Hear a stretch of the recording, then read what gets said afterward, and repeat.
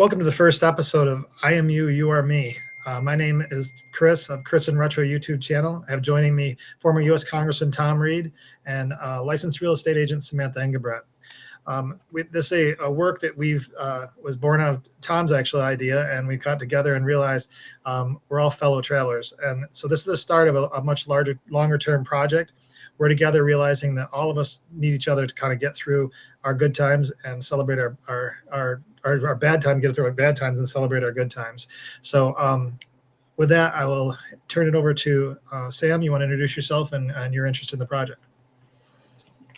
I'm Sam. I've been in sales for years, but I've been a real estate agent for a little over a year. And I have two kids, so I'm a mom too. And I think that storytelling and reaching out to people is really, really important. I think it's easy to lose sight of if you're just alone of like meaning in your life. And so that's why I'm here tagging along.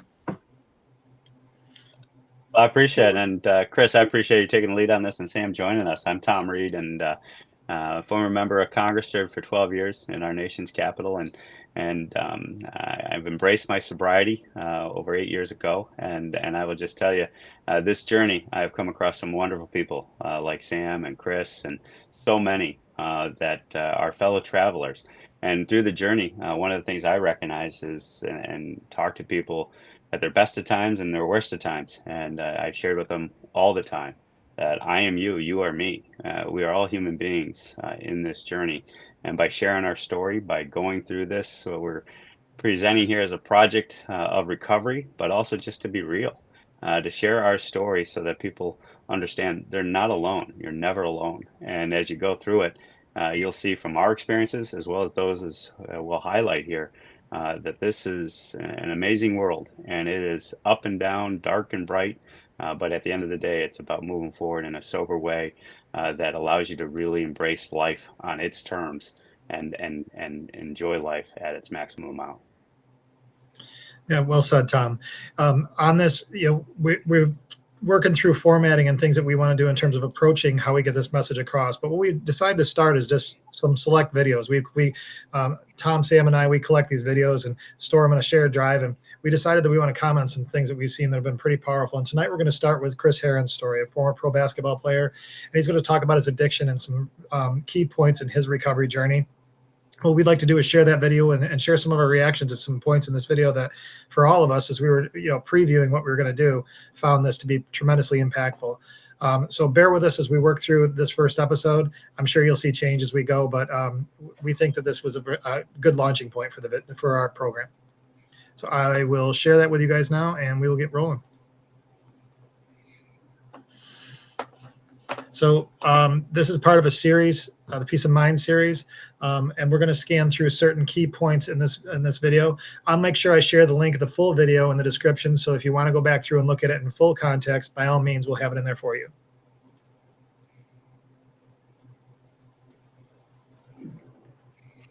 I dedicate this 15 minutes to a little boy who I met in Chicago.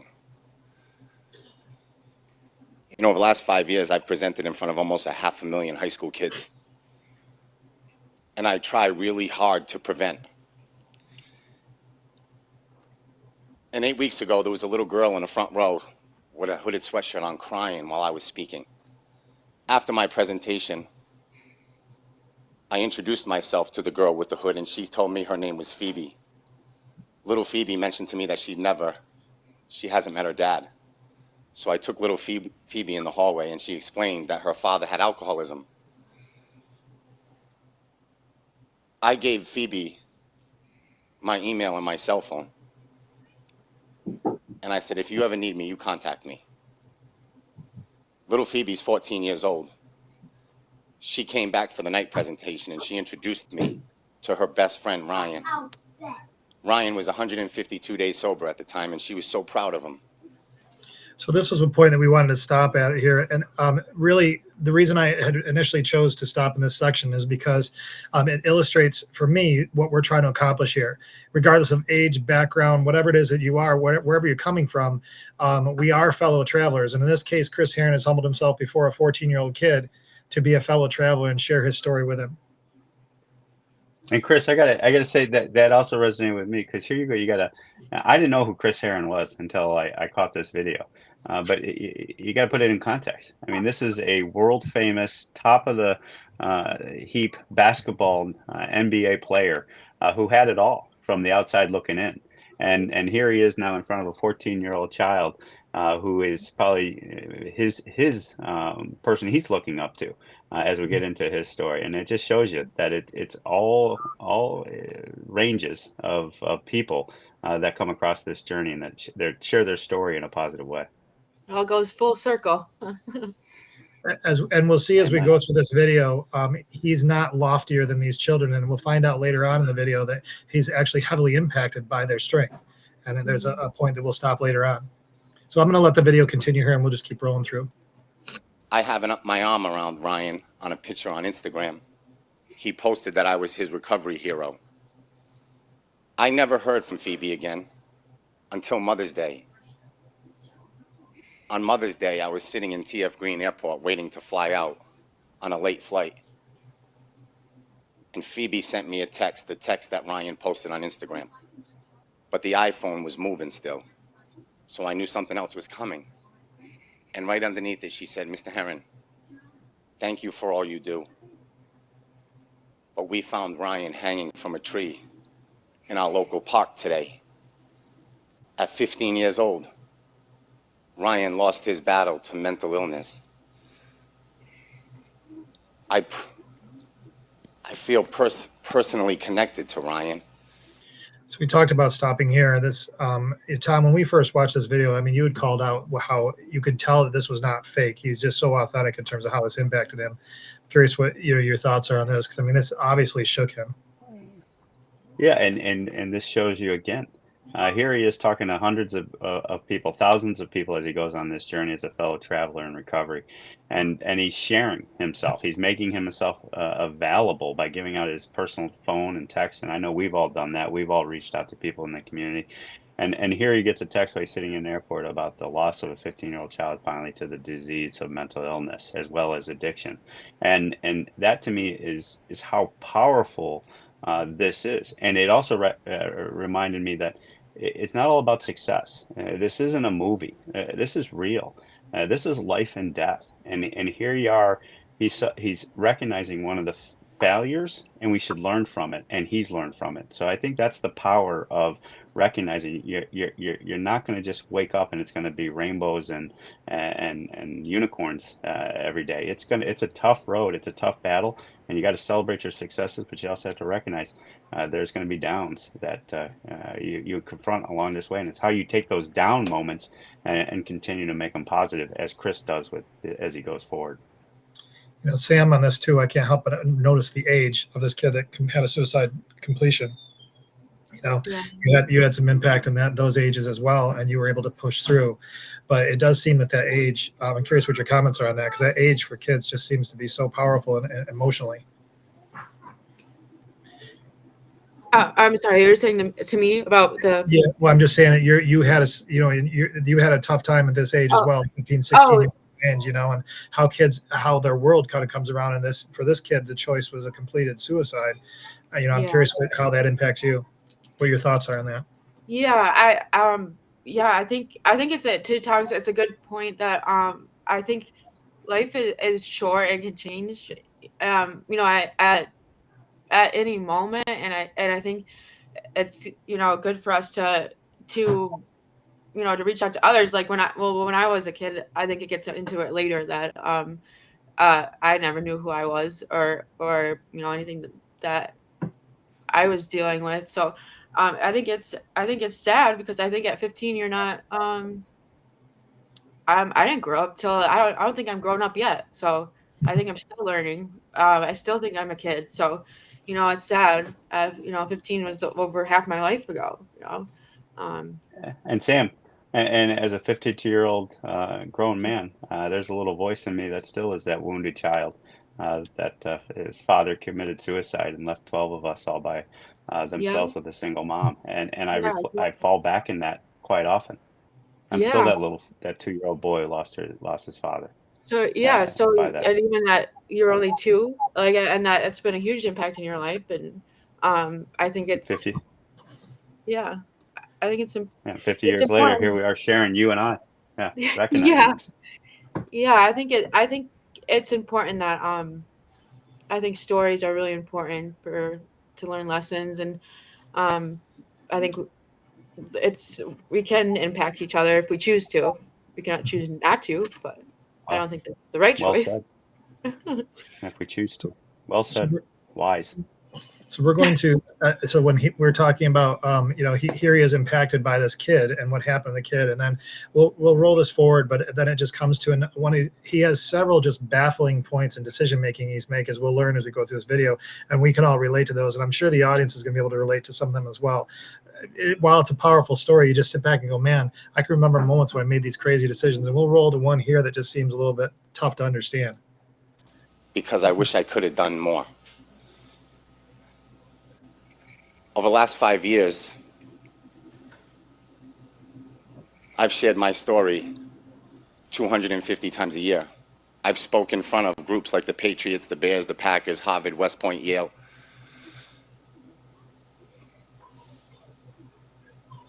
But sometimes the story isn't enough. On June 4th, 2008, you could find me on a street corner in Fall River on a day just like this. On June 4th, 2008, I was 32 years old. I was in the fight of my life. I was battling my addiction. At 32 years old, I was a father of 2 beautiful children and a wife who was 8 months pregnant. And on June 4th, 2008, I got a phone call from a kid I went to high school with who said, Chris, if you come down to Fall River, I'm going to throw you 4 bags of heroin for free. So I jumped in my car, I drove, I parked on a side street, he threw them through my window. At 32 years old, I shot my heroin. And at 32 years old, I felt the overdose coming. This will be my 4th. And I said, there's no way I'm going to die on this side street from 4 bags of heroin. So I started driving. I don't remember. I was found 2 miles away, crashed into a cemetery fence. The cemetery that Lizzie Borden was buried in. The cemetery that I grew up 2 blocks away from. 20 minutes later, I woke up in the hospital in handcuffs, and I was told that I was just brought back to life. 20 minutes later, I was being discharged by the doctor, the medical staff, and handed back to law enforcement. As I'm walking out of that hospital in handcuffs, the police officer said, Christopher, you've had a tough enough day. I'm going to uncuff you and I'm going to summons you.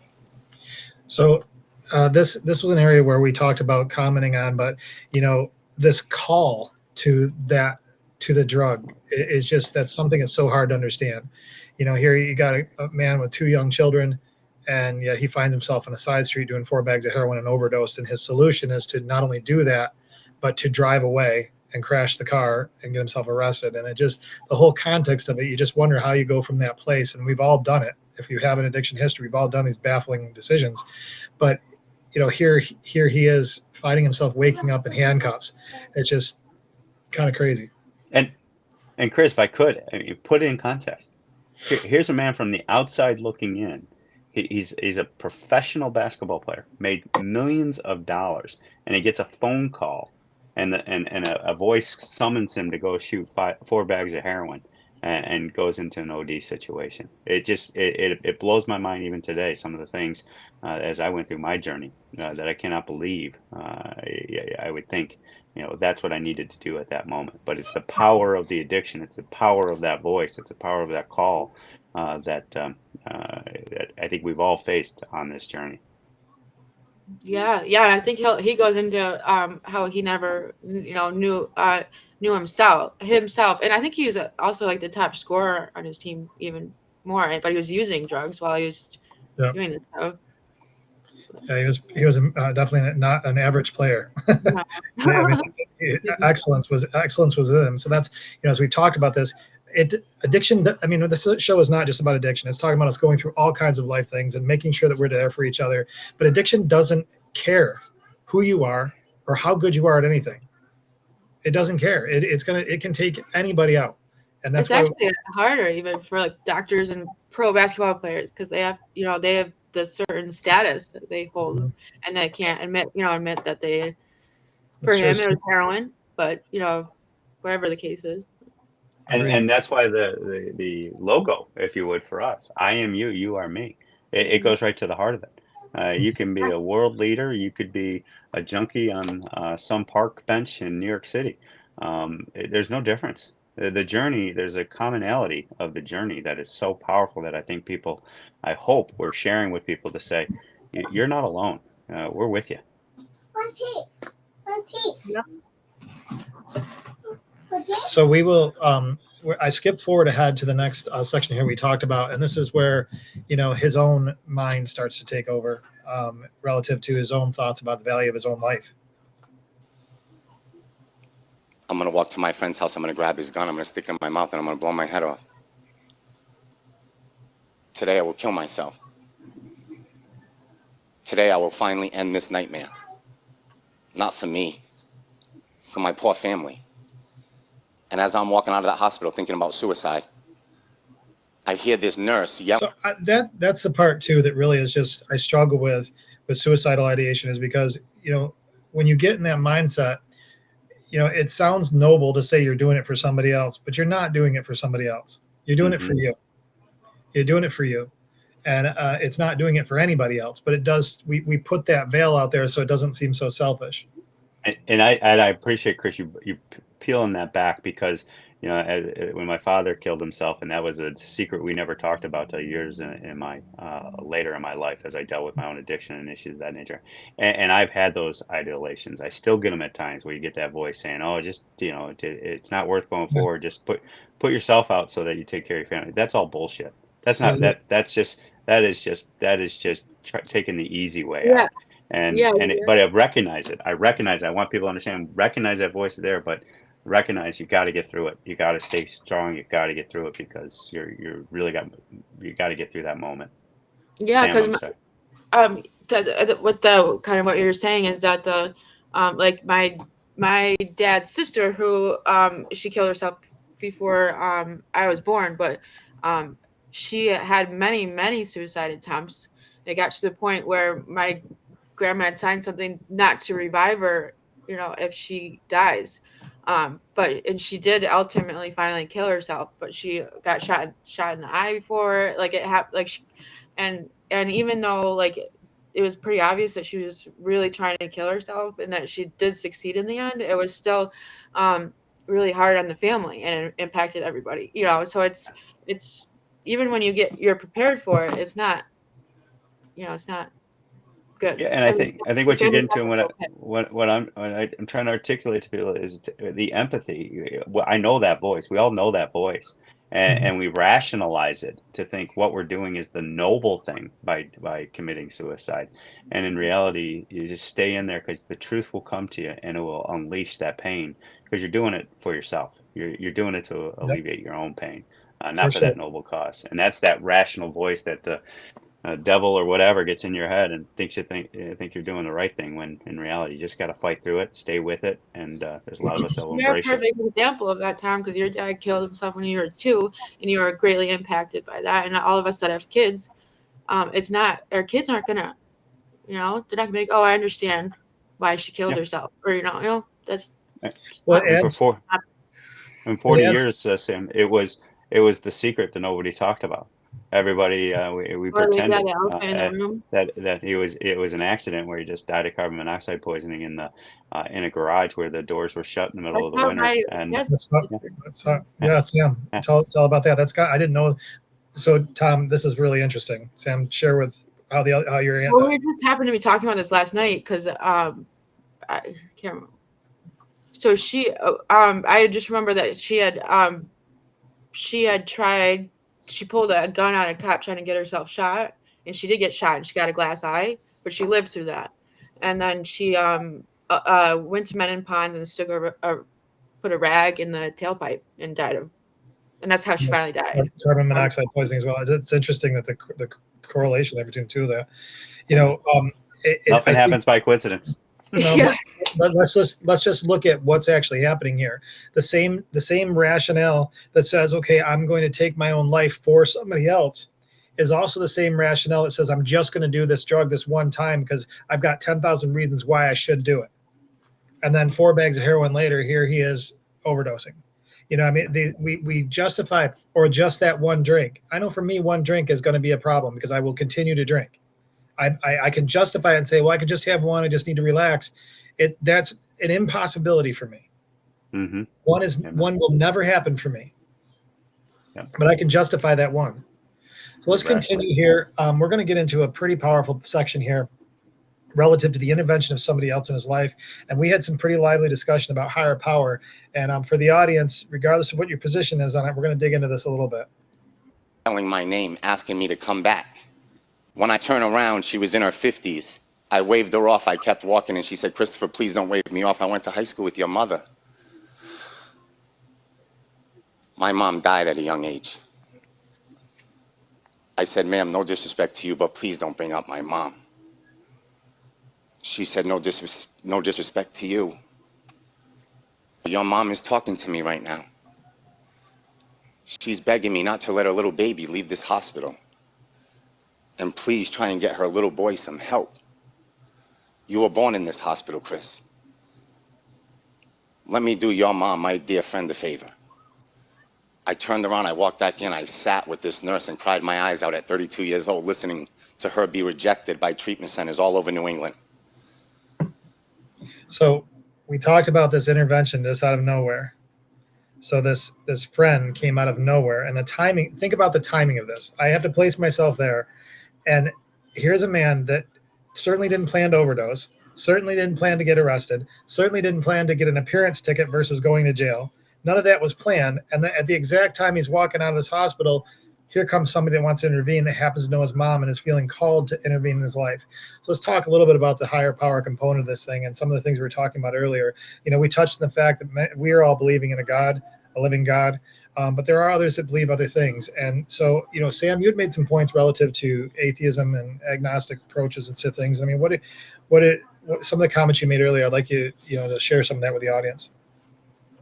I think, I mean, when we were listening to this and he had mentioned that, it reminded me a lot of like my brother and my grandfather. So my brother was, I don't know exactly what he thinks now. I think he believes in God now, but you know, for years he was very atheist. He didn't even like going to AA meetings. He'd go to like the atheist AA meetings, and but he told me more than once, like at least once, maybe more than once, that if there was anything that could ever get him to believe in a God, it would be me and my story, and how like through, you know, how Skylar was still alive, you know, after, you know, I was shot and all those things. He said, after everything that's happened to you, if there's anything, that would be your story. Is I think he even said your story. Like, so I was just thinking that, and same with my grandfather, who is a scientist. He's got the scientist mentality. You know, he needs that proof. I mean, I would never think that he would switch from being atheist, and now he's more on the verge of thinking that God is real because he can't prove that he's not. So, I think that's all where the connection is like, you can choose who you spend your time with, and to be motivated, or you can go and spend time, you know, with people who aren't good, you know, good for your life, or whatever the case is. It just seems like that's kind of what God wants, is for us to be, you know, to be connected and to help each other. And I would agree with that. And that's where going through my road of recovery, my spirituality is very important to me. And we'll get into it, I'm sure, later. But you know, that's the other part of this journey, is that people who don't have that faith component, who don't believe in that higher power, so to speak, they're still on this journey. They're still fighting with these demons, and some may never get there. And there's no judgment in regards to that. But it's uncanny. And like you just said, your uncle, who was a scientist, he got to the point where his scientific mind drove him to the conclusion, well, I can't prove he doesn't exist. And therefore that was proof to him that he does, or he's at least open to it. That's And exactly it's not, how he would say it. Yeah. yeah, and so it just tells you as a human being, there's something to this that's beyond just being born and dying and X number of years passing because we're going around the sun so many times on that journey. It's a bigger purpose. There's something more to it. I have to believe that because it just doesn't make sense to me any other way. And that higher power to see these moments, and I call them God winks. I've shared this with you, Chris. I shared this with you, Sam. These are those God winks moments in my life where sometimes I'm at the high of high, and I'll have that God wink where God's like, you see, this is the path. This is where you got to be. And to me, that's my mother who passed years ago, back in 1998. And I look at things that we talked about as she was passing, and during that time we spent one-on-one with each other, and they're moments where they become, I'm on the right path. And then when I'm at my darkest of darks, he does it again. Or she does it. She, not my mother or my higher power. They send that signal that, hey, you know what? Here's a little reminder that maybe you need to know we're here. We're here for you, and we're just helping you along this journey. Yeah, I think that for the spiritual component is massively important in my recovery journey for sure. And what's interesting is Sam's talking about a grandfather who was a scientist, and he wasn't just any scientist. He's got a bunch of patents in his name, and he was the original, supposed to be Bill Nye the Science Guy. He turned it down. So this guy, he's super intelligent. For him to process this way is interesting to me. And I hadn't heard that version of the story from you, Sam, but but it was just interesting to hear that he approached it that way. For me, I'm a little bit more. I'm not as smart as that man. I saw the evidence in my life, and my life's He was the chemist for Kodak, so he had. So he could have gone to. They were gonna offer him money to go to Harvard. Like they don't offer you money to go to Harvard anymore. Yeah. But he went somewhere else. But or he went to Michigan because he had a family. He got married when he was 19 or 18. So I think that for my journey, I have to keep it real simple. I have to make it be about family, be excellent at my work, and focus on what a king that I serve. My God is my king, and I see it that way. But we all have different ways that we look at this piece. But this story is yet one more evidence of not only the baffling nature of addiction and mental health issues, but also the power of these interventions that happen that can't really be timed by human hand. At least I don't believe. So this story moves on a little bit, and we're going to skip ahead here, but it moves on to the point where this situation where he met with the mother's friend, and, she was trying to get him a bed and treatment, and it wasn't working out. So ultimately, Chris Mullen's wife, the former pro basketball player, intervened and was able to get Chris Heron into a treatment facility that was away from his hometown. Yeah. And I would call that a God wink as we get to that part of the story. There's a live person put in his life at the right moment. Yeah, it wasn't just that day, but there's the same nurse, right? She got him into or is it somewhere else? No. Yeah, so she wasn't able to get him in anywhere, and the basketball player Chris Mullen's wife was able to get Chris Heron in. She was able to get him into another facility, and they even paid for it to get him out of state. So that leads us to about the 8-minute mark, and we run into another situation where we go from victory, we go from the highest of highs to just astonishing turn of events. So we'll move up to about 8 minutes here. And again, I'm going to put the full length video in the description, so you, the audience, can watch this in full context. I would highly recommend it. Do you think I can hold him? I wrapped little Drew up tightly and I placed him in his arms. Back up a little bit.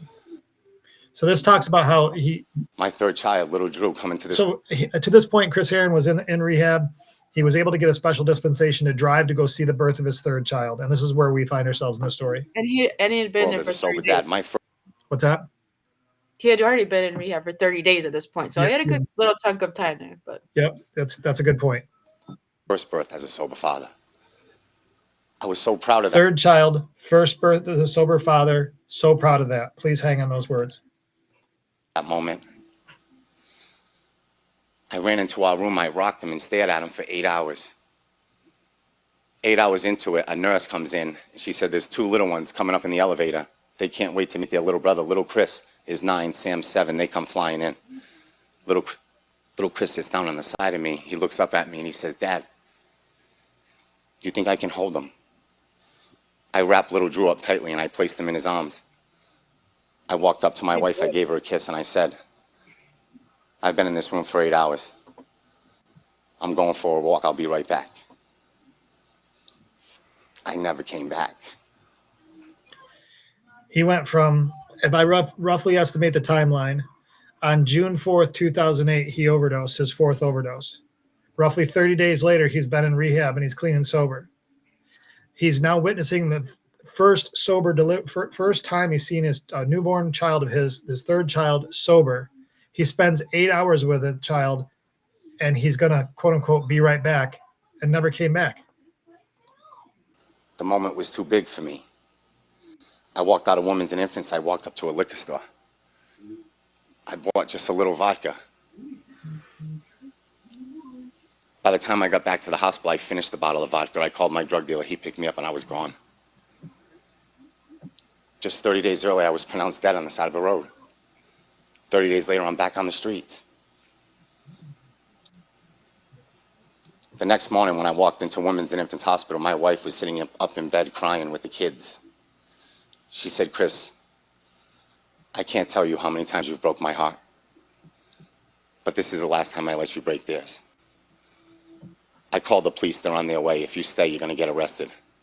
I don't want our kids to see you in handcuffs. Say your goodbye, because you're never coming back." At 32 years old, I got down on my knee. I looked into my children's eyes, and I said I was sorry. That was the first sorry that I knew meant nothing to them. So it's his world came crashing down within 24 hours of his first sober birth. These are another one of these baffling things with addiction, why that decision had to happen for him. And so the story leads on to he has law enforcement basically tell him to call his wife and tell the kids that dad's not coming home and he was killed in a car accident. Counselor, I think. What's that? That was his counselor in rehab. His counselor.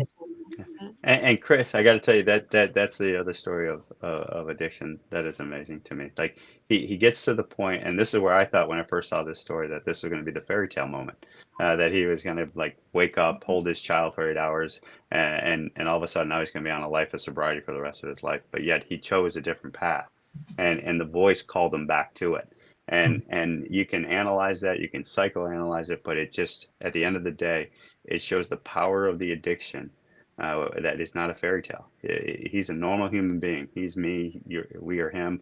He's just showing reality of how powerful this human experience is. Yeah, I feel like this is a good example of the battle between like here he's up and down. It's like a roller coaster. I feel like it's just sort of 24 hours. He's back in rehab like the next day. So I think it kind of shows the battle between like you're fighting this baffling disease. It's not that he doesn't want it. And the people who don't walk this journey, they sit in judgment and they watch in judgment. And that's why we're not those individuals. We can empathize. We can relate to this.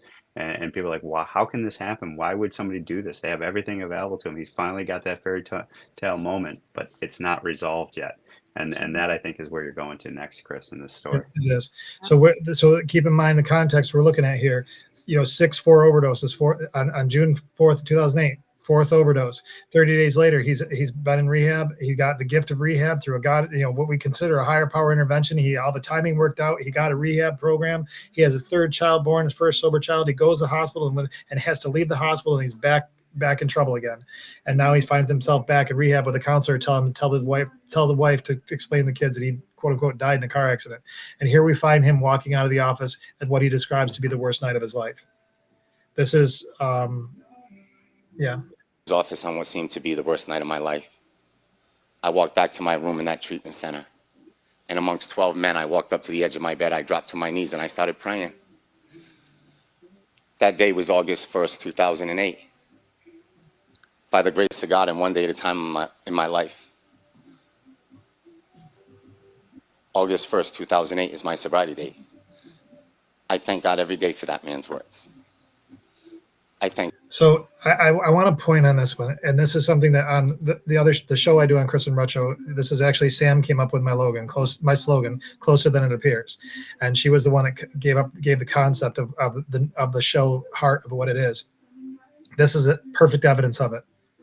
When you live high risk living, total collapse is closer than you think it is. When all seems lost, hope's a lot closer than you think it is too. We have a man that almost died, had a great moment with his child, blew it again, but within the 60-day window, all this volatility, and he ended up on his knees in the side of his bed, turning his life around. On his sober date, August 1st, 2008. Chris, I can't help but jump in because Yeah. I think many of us that have gone through this journey, and I think yourself and Sam included, you get to that moment where you finally break. You finally know it's real. And I went to my knees in a hotel room in Chicago, and it was at an event, public event. I was the prime speaker, there to do my job, so to speak. And I went upstairs and I just said, I can't take it anymore. And I surrendered. And that's the power of going to your knee. And it's your higher power, whatever. It's that internal voice that you finally confront and say, enough, I'm done. And you just surrender to the power that's higher than you. And that to me is critically important.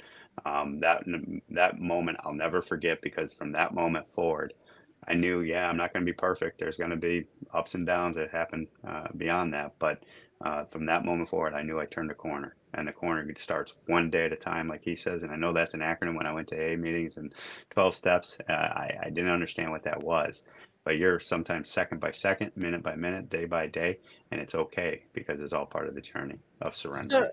So do you think about like surrendering and think about God like every day? Because I feel like I've been brought to my knees a lot, but I'll forget and then make mistakes again.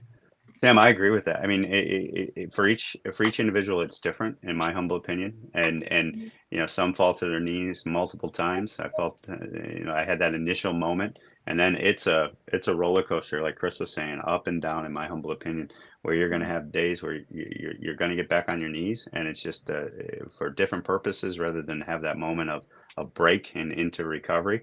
But it's that recognition that, you know what, we're human beings. There's something else here getting us through it.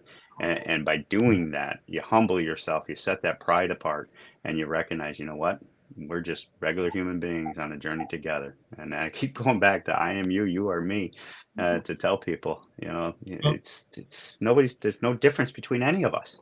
Well, and the thing is, it is a 24-hour journey. Because I mean, I think about what was supposed to be my turning point is barrel rolling a Buick Century down the road and ended up upside down in the ditch. That should have been my turning point, but that wasn't my turning point.